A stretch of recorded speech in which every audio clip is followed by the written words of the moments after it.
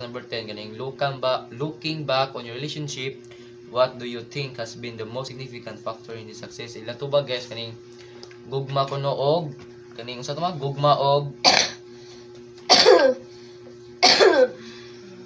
gugma og kanang pagsuporta sa usag-usag. wala no gugma og pagsuporta sa usag-usa unya. Nahumala sa atong ikalapong apangutana dito sa kuantay sa ay maog pa diri sa ta sa mga diri no pilakalas nila apangutana. Unsa man inyong ma-advise sa mga estudyante nga nasud aning relationship kaning murag nakuha ba dili nasud ana unya di sa magming ana unsa man inyong ma-advise ana tay unsa man advice ang akong advice na sa mga estudyante karon is maningkamot sa mong eskwela kay dili lali mo gasto sa inyong pag-eskwela.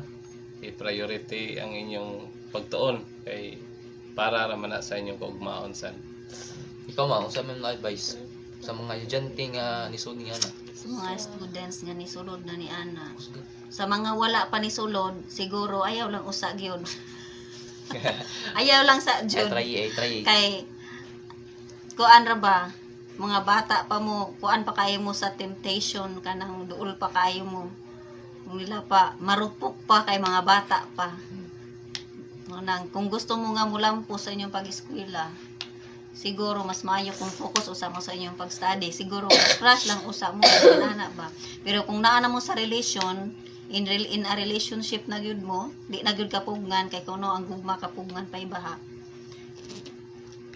Kung naana mo sa relation, siguro himua lang na ninyo nga murag inspiration ba nga paganagana nga ganahan mong eskwela ba. Pero ayaw ninyong tinud-a nga moabot sa punto nga imbes may inspiration ninyo mahimo na hinoong disgrasya.